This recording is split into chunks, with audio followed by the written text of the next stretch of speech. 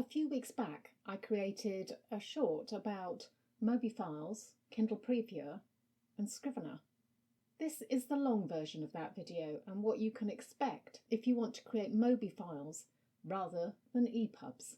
Hi, my name's Juliet, and as I mentioned in a previous video, the Kindle Previewer terms and conditions state that you shouldn't be using it to create Mobis for commercial purposes. This might be a cynical take, but I think Amazon is trying to stop people creating fully featured Mobi files in case they ignore the terms and conditions. When you open up your EPUB into Kindle Previewer, it spends a few minutes converting it so that you can view it before uploading to KDP. It even tells you it's enhancing the file. Great, you can see how it's going to look for those who buy it and have the latest devices.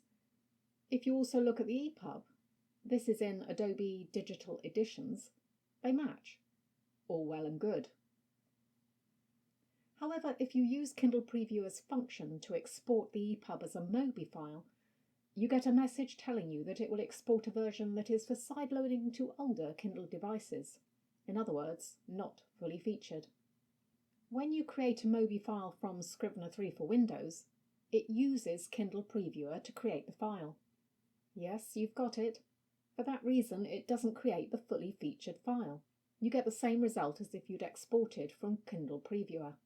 I wish I'd realised this earlier, but I never tried exporting from Kindle Previewer until now.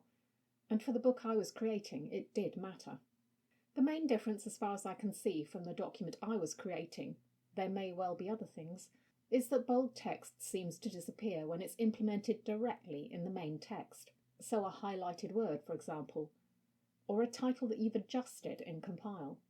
Text created using styles directly seem to work okay and retain the bold.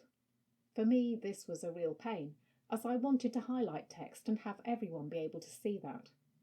I suspect as well that small caps won't work, although I haven't used them here. Back when we first got Scrivener 3, I tried using them, and it didn't work in my Mobi file that I created. So make sure to check on that before committing. On the plus side, this is a useful format to look at because it's good to know what someone with an older device is going to see. If you write non-fiction and have a lot of extra formatting, this could be very important. So how can I get a fully featured file of my Mobi before publishing? I don't think you can. You used to be able to download a Mobi file from the upload process on KDP. That option is no longer available. It does, however, say you can send your file to Kindle to read it that way. But which file? Well, when you look at what you can send to Kindle, you can send a Mobi, but you can't send an EPUB. So the only Mobi you can send is the basic format one.